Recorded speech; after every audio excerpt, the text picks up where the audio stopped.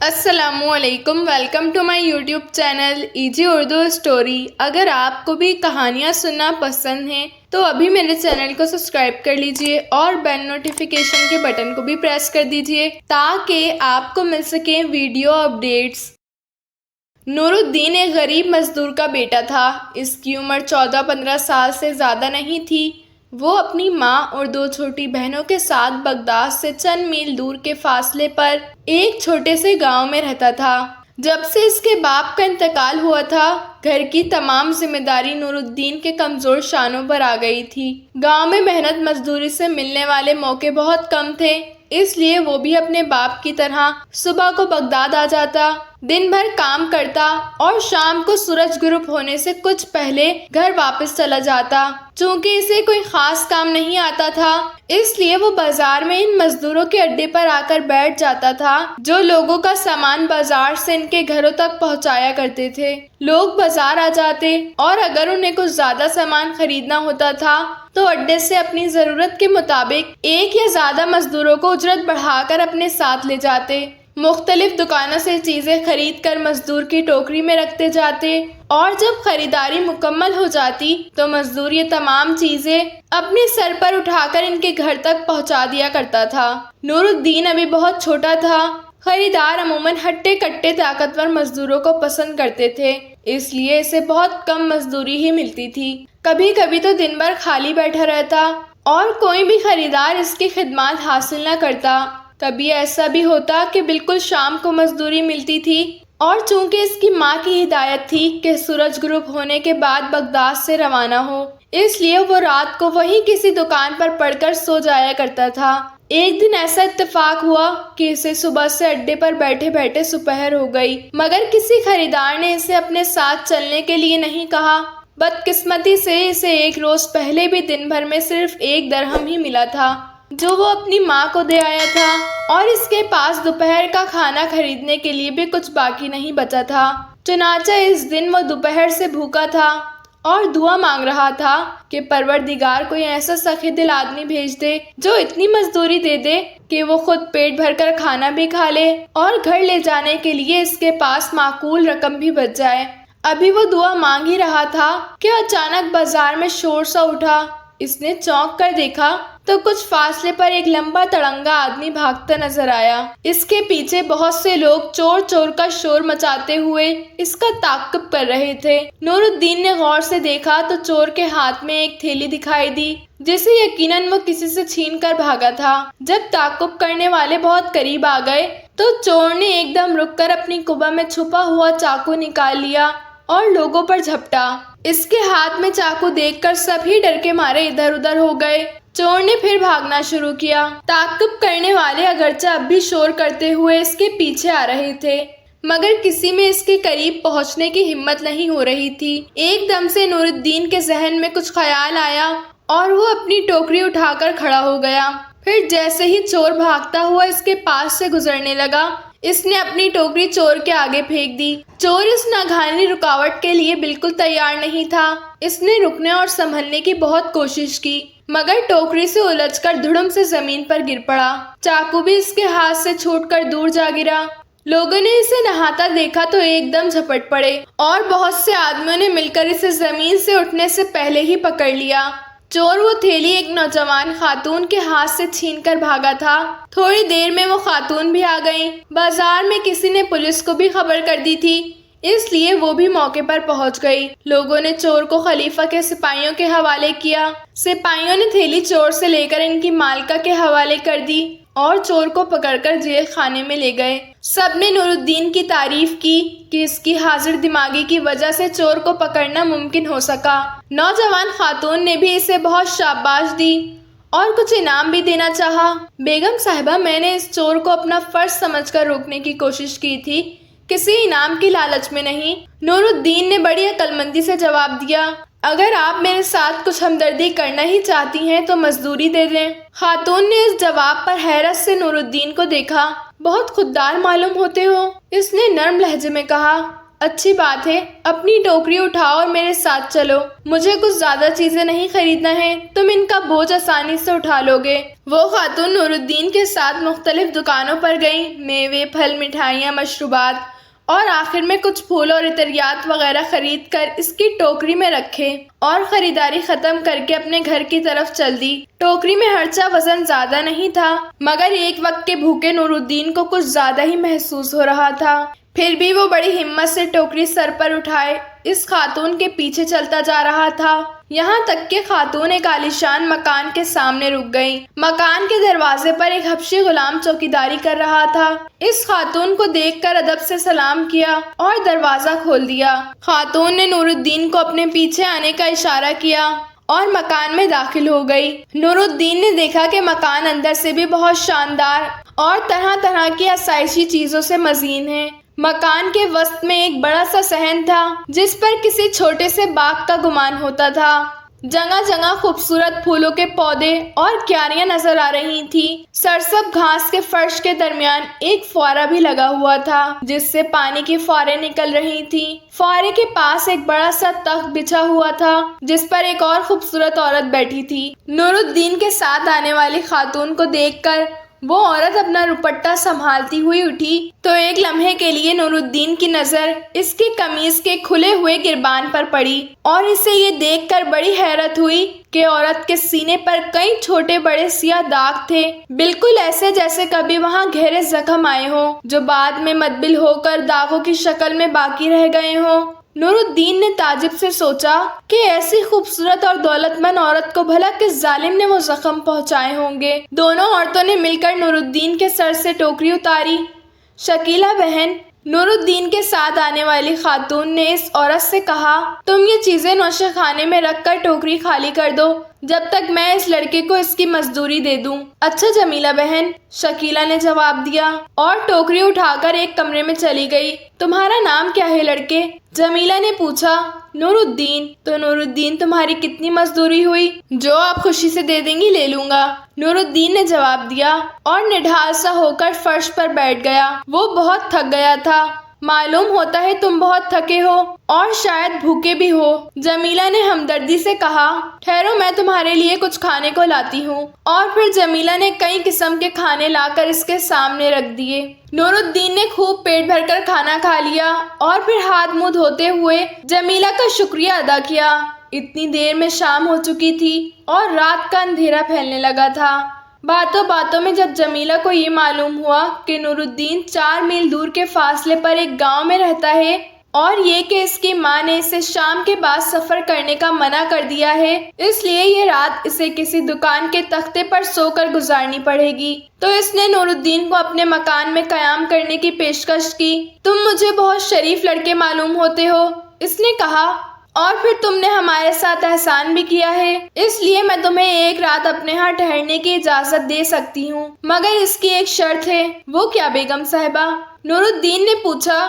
یہ کہ رات میں خواہ اس گھر میں کچھ بھی ہو تم کسی بات میں دخل نہیں دو گے، اگر تم سے کسی کام کا کہا جائے گا تو اسے انجام دے دو گے اور بالکل خاموش رہو گے، کوئی سوال نہیں کرو گے اور یہاں سے جانے کے بعد کسی سے یہاں ہونے والی باتوں کا تذکرہ بھی نہیں کرو گے۔ نور الدین نے وعدہ کیا اور جمیلہ نے اسے صحن کے سامنے ایک چھوٹا سا کمرہ آرام کرنے اور سونے کے لیے دے دیا۔ کچھ اور رات ہوئی تو دونوں بہنیں شکیلہ اور جمیلہ نے کھانا کھانے کی تیاری کی، لیکن ابھی دسترخوان بچھایا ہی گیا تھا کہ حبشی چوکیدار نے آ کر بتایا کہ 3 مسافر دروازے پر کھڑے ہیں اور مکان کی مالکہ سے بات کرنا چاہتے ہیں۔ جمیلہ نے انہیں اندر بلا لیا، دیکھا کہ وہ تینوں قلندر ہیں اور تینوں دائیں آنکھ سے کانے ہیں۔ ان میں سے ایک قلندر نے بڑے ادب سے جمیلہ کو بتایا کہ وہ بہت مصیبت زدہ اور پریشان ہیں، آج ہی پتہ نہیں کہاں کہاں کی خاک چھانتے ہوئے بغداد پہنچے ہیں تاکہ وہ اپنے اوپر بیتی ہوئی مصیبت کی داستان خلیفہ ہارون رشید کو سنا کر مدد و تعاون کی درخواست کریں، کیونکہ ہم نے سنا ہے کہ خلیفہ غریبوں اور مظلوموں کا بڑا خیال رکھتا ہے اور ہر وقت ان کی دردرسی کرنے کے لیے تیار رہتا ہے۔ چونکہ ہم اس شہر میں بالکل انجانے ہیں، اس لیے صرف ایک رات کے لیے آپ کے مکان میں ٹھہرنے کی اجازت چاہتے ہیں۔ جمیلہ نے اپنی بہن شکیلہ سے مشورہ کیا اور پھر تینوں قلندروں کو بھی اس شرط پر قیام کرنے کی اجازت دے دی کہ وہ اپنی حیثیت کا خیال رکھیں اور رات کو گھر میں کچھ بھی ہوتا دیکھیں اس کے بارے میں نہ کوئی تجسس کریں اور نہ کوئی سوال پوچھیں، اور بعد میں اس کا ذکر بھی کبھی ان کی زبانوں پر نہ آئے۔ تینوں قلندروں نے پکا وعدہ کیا۔ پھر جمیلہ نے ان سے کہا کہ وہ دونوں بہنیں کھانا کھانے جا رہی تھیں، وہ لوگ بھی ہاتھ منہ دھو کر ان کے ساتھ کھانے میں شریک ہو جائیں۔ ابھی تینوں قلندر منہ ہاتھ دھو کر فارغ ہی ہوئے تھے کہ حبشی چوکیدار ایک بار پھر آیا۔ اس مرتبہ اس نے 3 سوداگروں کے آنے کی اطلاع دی تھی۔ جمیلہ نے انہیں بھی بلا لیا۔ بچوں، میں جس زمانے کی کہانی بیان کر رہی ہوں، اس وقت بغداد پر خلیفہ ہارون رشید کی حکومت تھی، اور جیسا کہ تم نے کتابوں میں پڑھا بھی ہوگا، خلیفہ ہارون رشید بہت غریب پرور اور انصاف پسند حکمران تھا۔ وہ اپنی رعایا کا حال معلوم کرنے کے لیے اکثر راتوں کو اپنے وزیر جزیر اور غلام سرور کے ساتھ بھیس بدل کر نکلا کرتا تھا۔ اس رات بھی خلیفہ وزیر جزیر اور غلام سرور کے ساتھ موصل کے سوداگروں کا بھیس بدل کر گھوم رہا تھا کہ اس نے 3 کانے قلندروں کو ایک عالیشان مکان میں جاتا دیکھا تو اسے تعجب ہوا۔ محل میں لوگوں سے پوچھا تو پتہ چلا کہ اس مکان میں 2 نوجوان بہنیں بالکل تنہا بغیر کسی مرد سرپرست کے رہتی ہیں، ایک ایسے گھر میں جس میں صرف عورتیں رہتی ہیں۔ 3 اجنبی آدمیوں کا اندر جانا اور پھر باہر نہ نکلنا خلیفہ ہارون رشید کو بہت عجیب معلوم ہوا، اور اس نے دریافت حال کی غرض سے خود بھی اندر جانے کا ارادہ کر لیا۔ چنانچہ حبشی غلام نے جن سوداگروں کے آنے کی اطلاع دی تھی وہ خلیفہ اور اس کے ساتھی ہی تھے۔ جمیلہ نے انہیں بلا کر بات کی تو خلیفہ نے بتایا کہ وہ موصل کے سوداگر ہیں۔ بغداد آتے ہوئے راستے میں بعض پریشانیوں کی وجہ سے دیر ہو گئی اور اس وقت رات کو شہر میں پہنچے ہیں۔ چونکہ انجانی مقام ہے اس لیے انہیں کسی صحرائے وغیرہ کا بھی پتہ معلوم نہیں، اور وہ عذرا اختیار رات کے وقت کسی صحرائے کی تلاش میں مارے پھرنا بھی نہیں چاہتے، کیونکہ خلیفہ کے سپاہی انہیں آوارہ گرد سمجھ کر پکڑ نہ لیں، اس لیے رات بھر قیام کرنے کی اجازت چاہتے ہیں، صبح ہوتے ہی چلے جائیں گے۔ جمیلہ نے انہیں بھی اس شرط پر ٹھہرنے کی اجازت دے دی کہ وہ گھر والوں کے معاملات میں دخل اندازی نہیں کریں گے، خواہ کچھ بھی ہوتے دیکھیں کوئی سوال نہیں کریں گے، اور یہاں سے جانے کے بعد اس سلسلے میں اپنی زبان بند رکھیں گے۔ اس کے بعد سب نے مل کر کھانا کھایا اور دیر تک مختلف باتوں میں مصروف رہے۔ اس درمیان تینوں قلندر اور خلیفہ ہارون رشید اور اس کے سپاہی بھی شکیلہ کے سینے کے داغ دیکھ چکے تھے، اور انہیں بھی اس پر حیرت تھی کہ ایسی خوبصورت عورت پر کس ظالم نے ظلم توڑا تھا کہ اس کے سینے کو داغدار بنا دیا تھا، اور آپس میں بات کرتے ہوئے اس بات پر بھی تعجب کر رہے تھے کہ ایسے عالیشان اور پرفضا مکان میں یہ دونوں بہنیں بالکل اکیلی رہتی ہیں۔ جب آدھی رات گزر گئی تو جمیلہ نے اپنی بہن سے کہا کہ اب آرام کرنے کا وقت آ گیا ہے، کیوں نہ ہم اپنا آخری کام بھی سر انجام دے دیں اور پھر چین سے سو جائیں۔ یہ سن کر شکیلہ ایک کوٹری میں گئی اور وہاں سے 2 کتیوں کو جو رسی سے بندھی ہوئی تھی نکال لائی۔ اس کے علاوہ اس کے ہاتھ میں ایک کوڑھا بھی تھا۔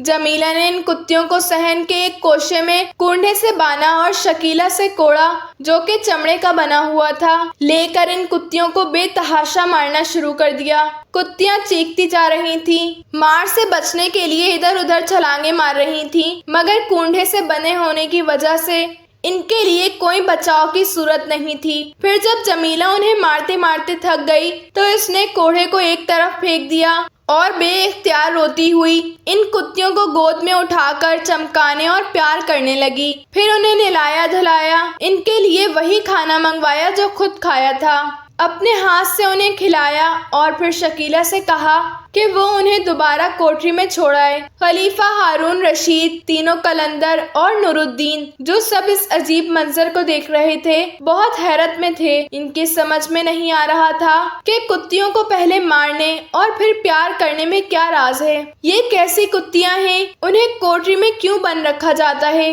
یہ دونوں بہنیں کون ہیں اور اتنے عالیشان مکان میں اکیلی کیوں رہتی ہیں؟ شکیلہ کے سینے پر زخم کے داغ کیسے ہیں اور کیسے آئے؟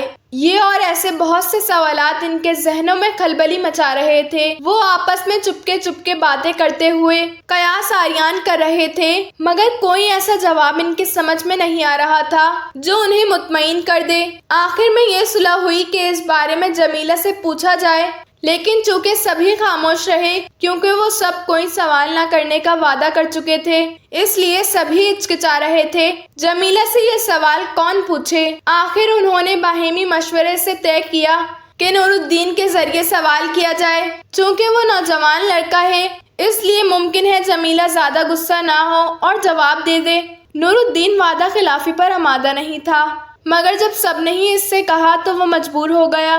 دوسری طرف جمیلہ نے ان سب کو کانا پھوسی کرتے دیکھا تو پوچھ بیٹھی کہ تم کیا باتیں کر رہے ہو۔ اس پر نور الدین نے ان سب کے جانب سے کہا کہ ہماری سمجھ میں یہ بات نہیں آ رہی ہے کہ پہلے تم نے ان کتیوں کو اتنی بے دردی سے مارا کیوں، اور پھر مارنے کے بعد انہیں پیار کر کے اچھے کھانے کیوں کھلائے۔ جمیلہ یہ سنتے ہی غصے میں بھر گئی۔ اس نے کہا کہ ہم اسی لیے تم لوگوں کو اپنے گھر ٹھہرنے میں ہچکچا رہے تھے اور اس شرط پر قیام کرنے کی اجازت دی تھی کہ تم لوگ ہمارے معاملات میں دخل نہیں دو گے، مگر تم نے وعدہ خلافی کی اور اب اس گستاخی کی سزا بھگتنے کے لیے تیار ہو جاؤ۔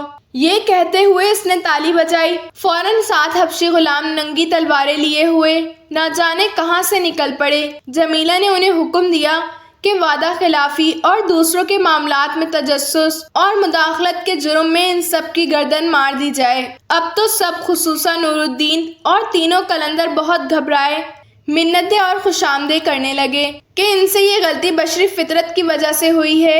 انسان کی فطرت میں ہے جو بات اس کی سمجھ میں نہیں آتی وہ اس کے بارے میں تجسس میں پڑ جاتا ہے، اور یہ کہ جمیلہ اور شکیلہ اپنی کہانی سنانا نہیں چاہتی تو وہ اپنی زندگی کی حیرت انگیز داستان سنانے پر آمادہ ہیں۔ اگر جمیلہ ان کی رود حیات کو عجیب و غریب اور کمال درجہ دلچسپ محسوس کرے تو ان سب کی یہ غلطی معاف کر کے ان کی جان بخش دے۔ آخر قلندروں کی منت سماجت سے جمیلہ کا دل پھسل گیا۔ خلیفہ ہارون رشید اب تک خاموشی سے سب کچھ سن رہا تھا۔ اس کا ارادہ تھا کہ اگر ان قلندروں کی بات نہیں مانی گئی تو وہ پھر سب کی زندگی بچانے کے لیے اپنے آپ کو ظاہر کر دے گا، جس کے بعد جمیلہ اسے یا دوسرے لوگوں کو کوئی سزا نہیں دے سکے گی، کیونکہ وہ بہرحال ملک کا حکمران اور خلیفہ تھا۔ لیکن اس کی صورت پیش نہیں آئی۔ چنانچہ جب جمیلہ نے قلندروں کو اپنی داستان سنانے کے لیے کہا تو وہ بھی پوری توجہ اور دلچسپی سے ان کی کہانی سننے لگا۔ پہلے قلندر نے ان الفاظ میں اپنی رام کہانی سنانا شروع کی۔ اے معزز خاتون، میں ایک ملک کے بادشاہ کا اکلوتا بیٹا ہوں۔ میرے دادا بہت بڑی سلطنت کے مالک تھے۔ ان کے صرف 2 بیٹے تھے، ایک میرے والد اور دوسرے میرے چچا۔ دونوں بھائیوں میں بڑی محبت تھی۔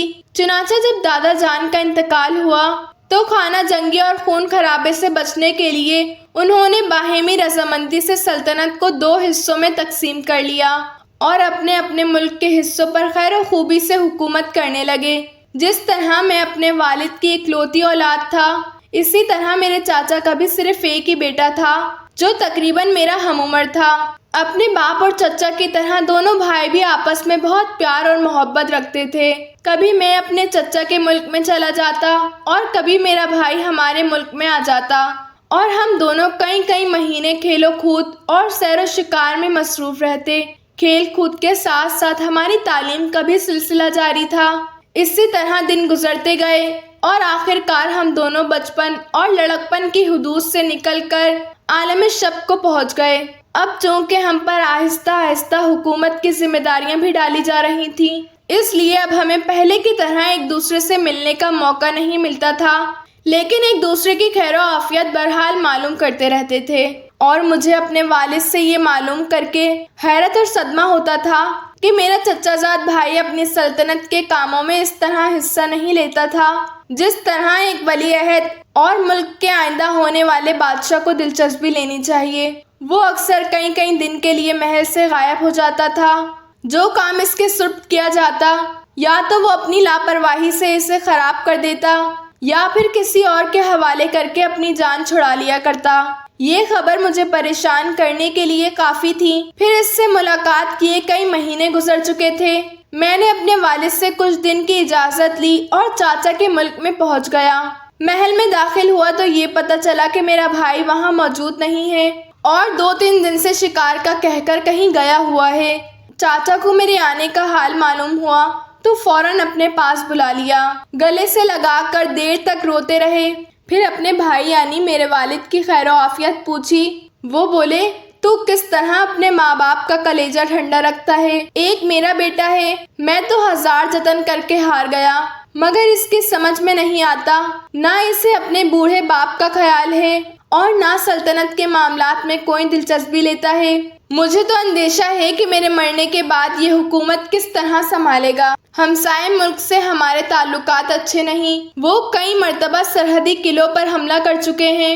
وہ تو خدا کا شکر ہے کہ ہر مرتبہ انہیں شکست کھا کر پشپا ہونا پڑتا ہے، مگر مجھے امید نہیں کہ میرے بعد وہ نالائق ایک دن بھی ملک کا دفاع کر سکے گا۔ تیرے ساتھ اس کی بڑی دوستی ہے، کیا تو اسے سمجھا نہیں سکتا؟ میں اسی لیے ہی آیا ہوں چچا جان کہ بھائی کو سمجھا بجھا کر راہ رست پر لے آؤں۔ میں نے جواب دیا، خدا تیری عمر میں برکت دے۔ چچا نے جواب دیا اور میرے سر پر ہاتھ پھیرتے ہوئے مجھے جانے کی اجازت دی۔ میرا ارادہ تھا کہ 2-3 دن سفر کی تھکان دور کرنے کے بعد بھائی کی تلاش میں نکلوں گا، مگر دوسرے دن وہ خود ہی آ گیا۔ مجھے دیکھ کر بڑی محبت سے ملا اور ہم دیر تک اپنے بچپن کی باتیں کرتے رہے۔ پھر میں نے اس کی موجودہ حالت کے بارے میں پوچھا اور بہت نرمی کے ساتھ اسے سمجھانے کی کوشش کی۔ میں تمہیں اپنا بھائی اور غمگار سمجھتا تھا، اس نے میری بات کاٹتے ہوئے کہا، لیکن معلوم ہوتا ہے کہ تم بھی مجھے دوسروں کی طرح صرف لعنت و مداوت کرنے ہی آئے ہو۔ یہ بات نہیں میرے بھائی، میں نے جواب دیا، میں بے شک تمہارا دوست اور بھائی خواہ ہوں، مگر جب تک تم مجھے اپنے دکھ درد کے بارے میں بتاؤ گے نہیں، میں تمہاری کیا مدد کر سکتا ہوں؟ میں ایک لڑکی سے محبت کرتا ہوں، مگر اس دنیا کے رسم و رواج مجھے اس کے ساتھ شادی کرنے کی اجازت نہیں دیتے۔ میرے بھائی نے جواب دیا، میرا سب سے بڑا دکھ یہی ہے، لیکن میں نے ارادہ کر لیا ہے کہ اسے ہر صورت میں حاصل کر کے رہوں گا، بس اتنی سی بات ہے۔ میں مسکرایا، میں سوچ رہا تھا پتہ نہیں کتنا بڑا مسئلہ ہے، محبت کرنا اور نہ کرنا بالکل تمہارا ذاتی معاملہ ہے، تم جس سے چاہو محبت کرو، مگر اس کے لیے ملک و قوم کے دفاع کو تو خطرے میں مت ڈالو۔ تمہیں آگے چل کر اس ملک کا بادشاہ بننا ہے، اگر اس کے انتظامات سے یوں ہی بے خبر رہو گے تو پھر وقت آنے پر یہ ذمہ داریاں کیسے سنبھالو گے؟ مجھے سلطنت سے کوئی دلچسپی نہیں ہے، بھائی نے جواب دیا، اور نہ میں بادشاہ بننا چاہتا ہوں۔ ابا جان کے بعد تم بڑی خوشی سے دونوں ملکوں کے بادشاہ بن سکتے ہو، آخر دادا جان کے زمانے میں یہ ایک ہی ملک تھا یا نہیں؟ افسوس۔ میں نے حیرت سے اس کی طرف دیکھا تو نوبت یہاں تک آ گئی ہے۔ اگر تم اس لڑکی کے خاطر تخت سلطنت کو لات مارنے کے لیے تیار ہو، تب تو پھر وہ کوئی بہت ہی خوبصورت اور غیر معمولی لڑکی ہوگی۔ مجھے نہیں بتاؤ گے کہ وہ کون ہے؟ نہیں، میرے بھائی نے بڑے خوش لہجے میں کہا، لیکن اگر تم خود کو میرا دوست کہتے ہو تو میں تم سے تھوڑی مدد ضرور لینا چاہتا ہوں۔ میری تمام تیاریاں مکمل ہو چکی ہیں، لیکن ایک مرحلہ ایسا ہے جہاں کسی مخلص دوست کی مدد کے بغیر کامیابی نہیں ہو سکتی۔ میں سوچ ہی رہا تھا کہ کسے اپنا رازدار بناؤں کہ تم آ گئے۔ میں ہر طرح کی مدد کرنے کے لیے آمادہ ہوں، تو بس پھر آج آدھی رات کے بعد میرے ساتھ چلنے کے لیے تیار رہنا، بھائی نے کہا۔ اور پھر اس دن نوشب کے بعد میں اور میرا چچا زاد بھائی بڑی خاموشی کے ساتھ محل سے نکل کر اپنے اپنے گھوڑے پر سوار ہوئے اور شہر کے جنوبی حصے کے جانب چل کھڑے ہوئے۔ مجھے کچھ اندازہ نہیں تھا کہ بھائی مجھے کہاں لے جا رہا ہے، مگر چونکہ میں اس سے محبت کرتا تھا اور اس کے کام آنا چاہتا تھا، اس لیے کوئی سوال پوچھے بغیر چپ چاپ ساتھ چلتا رہا۔ لیکن جب ہم شہر کی سرحد سے کافی دور باہر نکل آئے تب مجھے پہلی بار اندازہ ہوا کہ میرے بھائی کا رخ شہر کے بڑے قبرستان کی طرف ہے۔ یہ قبرستان کئی میل کے علاقے میں پھیلا ہوا تھا اور اتنا بڑا تھا کہ ایک مدت سے زیر استعمال ہونے کے باوجود ابھی اس کا بیشتر حصہ قبروں سے خالی تھا۔ قبرستان کے چاروں طرف قد آدم 4 دیواریاں کھچی ہوئی تھیں۔ اس قبرستان کے 4 دروازے تھے اور ہر دروازے پر ایک اونچی سڑک پوری لمبائی چوڑائی کو آبرو کرتے ہوئے اپنے مقابل کے دروازے تک چلی جاتی تھی۔ ہر سڑک کے دونوں جانب اونچے اونچے درخت لگے ہوئے تھے۔ اس طرح گویا قبرستان 4 حصوں میں تقسیم ہو گیا تھا اور ہر حصہ درختوں کی وجہ سے اتنا الگ تھلگ سا تھا کہ ایک جانب کھڑے ہو کر دوسری طرف دیکھا نہیں جا سکتا تھا۔ سڑک کے کنارے کنارے لگے ہوئے درختوں کے علاوہ اور بھی درخت تھے جو ہر حصے میں جگہ جگہ لگے ہوئے تھے۔ میرا اندازہ درست ثابت ہوا۔ میرا بھائی قبرستان کے قریب پہنچ کر رکا، مگر شمالی دروازے سے اندر جانے کے بجائے جو شہر سے سب سے قریب پڑتا تھا، چکر کاٹ کر عقبی حصے میں جنوبی دروازے سے آیا اور گھوڑے سے نیچے اتر گیا۔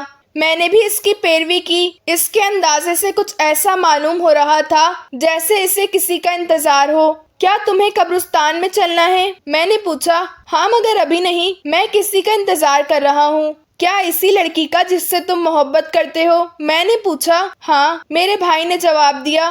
ہم دونوں نے فیصلہ کر لیا ہے کہ اگر یہ دنیا ہم دونوں کو ایک دوسرے کا نہیں بنا سکتی تو ہم اس دنیا کو چھوڑ کر خود ایک دوسرے کے بن جائیں گے۔ گویا تم نے ایک دوسرے کے ساتھ فرار ہونے کا فیصلہ کر لیا ہے۔ تم اسے جس نام سے چاہو پکار سکتے ہو، بھائی نے کہا۔ مگر میں جانتا تھا ہم کہیں بھی جانے کی کوشش کریں، زیادہ امکان اسی بات کا ہے کہ ہمیں ملک کی سرحد عبور کرنے سے پہلے ہی گرفتار کر لیا جائے گا۔ میں نے سوچا، غور کیا تو یہ بات سمجھ میں آئی کہ اس دنیا میں صرف ایک ہی جگہ ایسی ہو سکتی ہے جہاں کسی انسان کے زندہ رہنے کی توقع نہیں کی جا سکتی، اور وہ قبرستان ہے۔ لیکن میرے مقصد کے لیے شہر میں واقع قبرستان بھی مناسب نہیں تھے۔ وہاں عموماً لوگوں کی آمد و رفت رہتی ہے، اس لیے میں نے اس قبرستان اور قبرستان کے اس حصے کا انتخاب کیا جہاں کسی انسان کے پہنچنے کا کم سے کم امکان ہو۔ پھر میں نے شہر سے کچھ مزدور اور راج بھرتی کیے، انہیں رات کے وقت آنکھوں پہ پٹی باندھ کر یہاں لایا۔ قبرستان کے اس حصے میں ابھی کوئی ایک بھی قبر موجود نہیں ہے، اس لیے ان راج مزدوروں کو قطعی یہ معلوم نہیں ہو سکا کہ ان سے کہاں کام لیا جا رہا ہے۔ انہیں یہاں لا کر میں نے اپنی نگرانی میں، لیکن چونکہ میں مستقل طور پر 5-6 مہینے کے لیے غیر حاضر نہیں رہ سکتا تھا اور نہ راج مزدور ہی اپنے گھروں سے اتنے دن تک دور رہ سکتے تھے، اس لیے میں نے یہ انتظام کیا تھا کہ جب بھی 2 مہینے میں موقع ملتا میں 3-4 دن کے لیے سیر و شکار کا بہانہ کر کے محل سے نکل آتا تھا، گویا وہ پراسرار شکار جس کے بارے میں کسی کو کچھ پتہ نہیں چلتا تھا۔ تم یہاں کھیلا کرتے تھے؟ میں نے کہا۔ ہاں، اس طرح کئی برس میں جا کر وہ مکان تعمیر ہو سکا۔ پھر میں نے وہاں ضروریات زندگی فراہم کی، ایک چھوٹا سا باغ لگوایا جن میں انواع اقسام کے پھولوں کے درخت موجود ہیں، مختلف پالتو جانور پالے جن کا گوشت ہمارے لیے غذا بن سکتا ہے، ایک چشمے سے زیر زمین نالی کھدوا کر پانی کا انتظام کیا، اور اپنی وراثت میں ہر وہ اہتمام کر لیا جو دنیا سے قطعی تعلق کے باوجود ہمیں زندہ رکھ سکے۔ میں چاہتا تو اس کا دروازہ ایک ایسا رکھ سکتا تھا جس سے آمد و رفت ممکن ہو سکے، مگر اس طرح خطرہ تھا کہ شاید کبھی کوئی ہمارا سراغ نہ پالے، اس لیے میں نے اس کا دروازہ ایک بھاری چٹان سے بند کرنے کا ارادہ کر لیا۔ یہ چٹان میں خود مکان میں جانے کے بعد اس کے دہانے پر نہیں رکھ سکتا تھا، اس لیے مجھے تمہاری ضرورت پڑی۔ ابھی وہ بات کر ہی رہا تھا کہ ہمارے کانوں میں گھوڑے کی ٹاپوں کی آواز آئی، اور پھر جلدی ہی ایک بہت ہی حسین و جمیل زوجہ جس نے اپنا چہرہ باریک جالی کے نقاب سے چھپا رکھا تھا ہمارے سامنے گھوڑے سے اتر رہی تھی۔ میری موجودگی اکثر نظر انداز کرتے ہوئے وہ دونوں بڑے بہانہ انداز میں ایک دوسرے سے ملے۔ اس لڑکی کی بے مثال خوبصورتی نے مجھے محبوط کر دیا، اور میں دل ہی دل میں سوچ رہا تھا کہ یہ دوشیزہ واقعی اس لائق ہے کہ اس کے خاطر تخت حکومت کو ٹھکرا دیا جائے، مگر میری سمجھ میں یہ بات نہیں آ رہی تھی کہ آخر وہ کون سی رکاوٹ تھی کہ میرا بھائی اپنے والدین کی رضامندی سے اس کے ساتھ شادی نہیں کر سکتا تھا۔ میرے بھائی نے اس لڑکی سے میرا تعارف کروایا، مگر لڑکی نے سر کے اشارے سے سلام کرنے کے علاوہ کوئی بات نہیں کی۔ ہم سب قبرستان کے جنوبی دروازے سے قبرستان میں داخل ہوئے، گھوڑے باہر ہی چھوڑ دیے گئے تھے، اور میرے بھائی نے مجھ سے درخواست کی تھی کہ میں واپس جاتے ہوئے دونوں گھوڑے بھی اپنے ساتھ لے جاؤں۔ ہم ساتھ ساتھ چلتے ہوئے قبرستان میں کافی دور جا کر درختوں کے ایک جھاڑ میں داخل ہوئے۔ یہاں ایک بہت بڑے پیڑ کے جڑ کے پاس زمین میں کئی مرحلہ فٹ کا دہانہ نظر آ رہا تھا، جس کے اندر پختہ سیڑھیاں اندر اترتی معلوم ہو رہی تھیں۔ میرے بھائی نے ایک شمع روشنی کی اور اس لڑکی کے ہاتھ میں پکڑاتے ہوئے اسے دہانے میں اترنے کے لیے کہا۔ لڑکی خاموشی سے شمع لیے سیڑھیوں کے ذریعے اس تہہ خانے کے اندر چلی گئی۔ دہانے کے قریب ہی اس کی چوڑائی لمبائی کے برابر ایک ترشی ہوئی ہمرا سطح پتھر کی سل رکھی ہوئی تھی۔ میں نے اور بھائی نے مل کر اسے بڑی مشکل سے اٹھایا اور دہانے کے منہ پر کھڑا کر دیا۔ پھر میرا بھائی مجھ سے گلے ملا، میرا شکریہ ادا کیا اور خود بھی تہہ خانے میں اتر گیا۔ باہر سے میں نے سل کو پکڑا، اندر سے بھائی نے اپنے ہاتھوں سے سہارا دیا اور اس طرح آہستہ آہستہ ہم نے مل کر اسے دہانے پر رکھ دیا۔ سل وہاں پر ایسی فٹ تھی کہ اسے رکھنے کے بعد یہ بتانا مشکل تھا کہ یہاں کسی تہہ خانے کا دروازہ ہے یا نہیں۔ میں نے بھائی کے کہنے کے مطابق اور بڑی افسردگی و مایوسی کے عالم میں چچا کے محل واپس آیا۔ میں جانتا تھا کہ میرے بھائی نے جو کچھ کیا ہے وہ ہرگز مناسب نہیں تھا، مگر میں اسے اپنے چچا سے زیادہ جانتا تھا اور مجھے یقین تھا کہ اس نے جو فیصلہ کر لیا ہے وہ اس پر عمل کر کے رہے گا۔ پھر مجھے یہ بھی خیال تھا کہ اگر چچا ایک ہی مرتبہ اس کی گمشدگی پر صبر کر بیٹھ جائیں تو وہ زندگی بھر تڑپنے اور غم کھانے سے بہتر ہوگا، لیکن اس کے باوجود میرے اندر اتنا حوصلہ نہیں تھا کہ دوسرے دن محل میں کھڑے ہونے والی قیامت کا سامنا کر سکوں۔ اس لیے میں بھی اسی رات چپ چاپ اپنے خادموں کو ساتھ لے کر اپنے ملک کی جانب چل دیا۔ مجھے بالکل معلوم نہیں تھا کہ وہاں ایک اور قیامت میرا انتظار کر رہی ہوگی۔ ابا جان چونکہ بہت بوڑھے ہو چکے تھے، اس لیے انہوں نے سلطنت کے انتظام کی بیشتر ذمہ داریاں وزیر کے سپرد کر رکھی تھیں۔ پھر جب میں نے معاملات حکومت میں حصہ لینا شروع کیا تو بہت سے اختیارات وزیر سے لے کر مجھے دے دیے گئے۔ مجھے احساس تو تھا کہ وزیر کو یہ بات بڑی ناگوار گزری ہے، میرے ملک سے جاتے ہی وہ فوج کو اپنے ساتھ ملا کر بغاوت کر دے گا۔ مجھے سرحد میں قدم رکھتے ہی گرفتار کر لیا گیا۔ در حکومت پہنچ کر پتہ چلا کہ نمک حرام وزیر نے نہ صرف حکومت پر قبضہ کر لیا ہے بلکہ ابا جان کا بھی قتل کروا دیا ہے۔ مجھے اس کے سامنے پیش کیا گیا تو اس نے حکم دیا کہ میری دائیں آنکھ پھوڑ دی جائے۔ مجھے اس کی کمینگی پر بے حد غصہ آیا۔ بزدل، میں نے چیخ کر بولا، اگر ہمت ہے تو ایک تلوار مجھے دے اور مقابلہ کر کے دل کی بھڑاس نکال لے، یا پھر مجھے قتل کر دے۔ میری ایک آنکھ پھوڑ کر زندگی بھر کا عیب کیوں پیدا کرنا چاہتا ہے؟ اس لیے کہ تو نے بھی میری ایک آنکھ پھوڑ دی تھی۔ وزیر نے اپنی کانی آنکھ کی طرف اشارہ کیا۔ میں نے اسی دن قسم کھا لی تھی کہ ایک نہ ایک دن میں تجھ سے اور تیرے خاندان سے اس کا انتقام ضرور لوں گا۔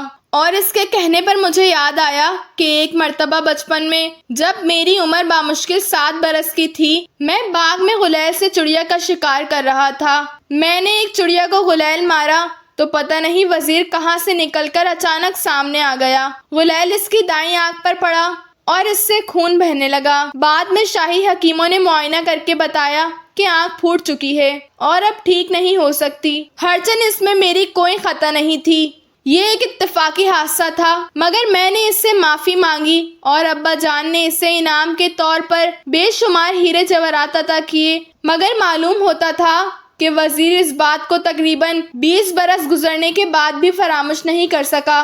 چنانچہ اس کے حکم پر میری دائیں آنکھ نکال لی گئی اور مجھے سرحد کے پار لے جا کر میرے چچا کی ملکیت میں دھکیل دیا گیا۔ میں گرتا پڑتا تباہ حال چاچا کے پاس پہنچا۔ انہوں نے میرا علاج وغیرہ کروایا اور اپنے بھائی کی افسوسناک موت اور سلطنت کی بربادی پر دیر تک آنسو بہاتے رہے۔ ایک تو انہیں بیٹے کے غم نے نڈھال کر دیا تھا، مگر اب بھائی کی موت نے گویا ان کی کمر ہی توڑ دی تھی اور وہ بیمار پڑ گئے۔ میرے بھائی کے متعلق سب لوگ یہی سمجھ رہے تھے کہ وہ اس لڑکی کے ساتھ کہیں بھاگ گیا ہے۔ ہرچند اسے تلاش کرنے کی کوشش کی گئی مگر کامیابی نہیں ہوئی۔ جب مجھے اپنی آنکھ کی تکلیف سے کچھ ہوش آیا تو مجھ سے چچا اور چچی کا غم دیکھا نہیں گیا۔ میں نے انہیں بھائی کے بارے میں سب کچھ بتا دیا۔ چچا مجھے ساتھ لے کر قبرستان پہنچے۔ وہاں اس پتھر کی سل کو ہٹا کر دروازہ کھولا گیا۔ میں اور چچا سپاہیوں کو اوپر چھوڑ کر خود سیڑھیوں کے ذریعے تہہ خانے میں اترے۔ بھائی نے مکان واقعی بہت عمدہ بنوایا تھا۔ بڑے بڑے کمرے، صاف ستھری راہداری اور ایک بہت بڑا سا صحن جس کے ایک حصے میں باغ لگا ہوا تھا۔ معلوم نہیں ہوا کا انتظام کس طرح کیا گیا تھا کہ ہر طرف سے بند معلوم ہونے کے باوجود کسی گھٹن کا احساس نہیں ہوتا تھا۔ میں نے بھائی کو آوازیں دی मगर किसी तरफ से कोई जवाब नहीं आया। हमने कमरे में देखना शुरू किया। एक कमरे में भाई और वो लड़की एक तख्ते पर इस तरह लेटे हुए थे कि इनके जिस्म जलकर बिल्कुल कोयला हो चुके थे। अजीब बात ये थी कि खुदा ही जाने वो किस किस्म की आग थी जिसने उन्हें तो जला दिया। तख्ते या कमरे के फर्श पर किसी किस्म का कोई निशान तक नहीं आया था। चचा ने एक गहरी सांस ली और कमरे का दरवाजा बंद करके बाहर निकल आए। मेरे पूछने पर उन्होंने बताया कि इस बदकिरदार का अंजाम यही होना चाहिए था। बचपन में जिस दाई का दूध पिया था, इसकी बेटी से मोहब्बत करता था, गोया अपनी रजाई बहन से। फिर बहन को भी वरगलाकर अपनी शैतानी जाल में फंसा लिया था। इसे बहुत समझाया गया, वो किसी तरह बाज नहीं आया। आखिर खुदा के अजाब की आग ने इन दोनों को जला दिया। ऐसे बदबख्त का यही अंजाम होना चाहिए था। हम लोग तहखाने से बाहर आ गए और चचा ने दरवाजे को ईंटों पत्थरों से भरवा कर मुस्तकिल तौर पर बंद करवा दिया गया। महल वापस पहुंचे तो वहां सरहदों से आए 2-3 कसे इंतजार कर रहे थे। मालूम हुआ कि काने वजीर ने मेरे चाचा के मुल्क पर भी हमला करवा दिया है। हमने जल्दी जल्दी फौज तैयार की। चाचा को इन हादसों ने जिंदगी से बेजार कर दिया था। मेरे मना करने पर भी वो हमारे साथ जंग पर रवाना होने के लिए मसर रहे। आखिर हम फौज लेकर दुश्मनों के मुकाबले के लिए निकले। चचा के बुढ़ापे और भाई की लापरवाही ने मुल्क व फौज का बुरा हाल कर रखा था। ना हमारी कोई तैयारी थी और ना फौज की तादाद गलीम के लश्कर के बराबर थी। लड़ाई शुरू हुई तो इंतहाई बहादुरी से मुकाबला करने के बावजूद हमें शिकस्त हुई। चचा मैदान जंग में काम लाए और इनके साथ 3/4 फौज भी कट गई। मैं भी बहुत जख्मी था। अगर मेरा एक गुलाम मुझे जबरदस्ती घोड़े पर डालकर मैदान जंग से ना ले गया होता तो मैंने भी मरने का तय कर लिया था। बड़ी मुद्दत तक हम एक मकाम से दूसरे मकाम, एक शहर से दूसरे शहर तक पहुंचते पहुंचते सफर कर रहे थे। फिर हम एक खौफनाक जंगल से गुजर रहे थे कि मेरा वफादार गुलाम भी एक जंगली दरिंदे का शिकार हो गया। मैं बड़ी मुश्किलों से अपनी जान सलामत लेकर निकला, इस इरादे से कि बगदाद जाऊं और खलीफा हारून रशीद को कि वो बहुत इंसाफ परवर और मेहरबान व कयास हैं, अपनी दास्तान सुनाऊं। रास्ते में इन दोनों कलंदरों से मुलाकात हो गई। ये भी मुसीबत के मारे हुए थे और बगदाद आ रहे थे। चुनाचा हम तीनों एक साथ सफर करते हुए आज शाम ही यहाँ पहुँचे थे। पहले कलंदर ने अपनी कहानी खत्म की तो जमीला ने दूसरे कलंदर को अपनी दास्तान सुनाने के लिए कहा। आप मेरी कहानियाँ किस शहर से और किस मुल्क से देख रहे हैं, कमेंट बॉक्स में ज़रूर बताइएगा। And thanks for watching and don't forget to subscribe my YouTube channel. Allah Hafiz.